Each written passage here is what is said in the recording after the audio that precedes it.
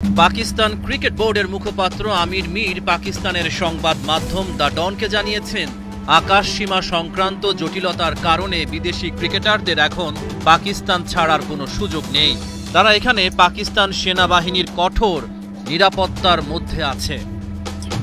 বাংলাদেশের রিশাদ এবং নাহিদ রানা চরম বিপদের মধ্যে রয়েছে। বিসিবির উচিত ছিল আগে কল করা, তাদেরকে দেশে আনা, দায়িত্ব নেওয়া। ওরা তো দায়িত্ব জ্ঞানহীন বলবো, কেননা খুব নতুন পিএসএল খেলতে গেছে, তাদের ভিতরে রোমাঞ্চ কাজ করছে যে পিএসএল তারা খেলবে, আর অতটা গভীরভাবে তারা চিন্তা করে নাই। এখন ভারত পাকিস্তান যুদ্ধ একেবারে চূড়ান্ত পর্যায়ে।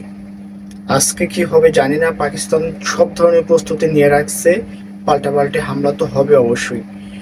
যুদ্ধের ক্ষেত্রে ক্রিকেটের এই বিষয়টা সম্পূর্ণ বিপরীত, কিন্তু এখন বাংলাদেশের রিশাদ এবং নাহিদ রানা পাকিস্তানে আটকা পড়ে আছে। পাকিস্তান থেকে কি জানানো হয়েছে জানেন? এই মুহূর্তে তাদেরকে বিমানে উঠানো নিরাপদ না, কেননা আকাশ সীমায় যখন উঠে যাবে বিমান, তখন যুদ্ধ বিমানগুলো ওই বিমানকে অ্যাটাক করতে পারে। এটা একটা বড় ধরনের ক্ষতি, একটা বড় ধরনের সম্মান নষ্ট।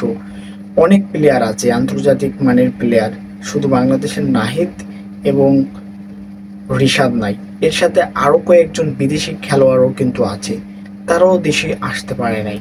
এটা নিয়ে পাকিস্তানের গভর্নমেন্ট খুব চিন্তিত এবং তাদেরকে খুব পাওয়ারফুল সেনা সদস্য দেওয়া হয়েছে তাদেরকে প্রোটেকশন দেওয়ার জন্য।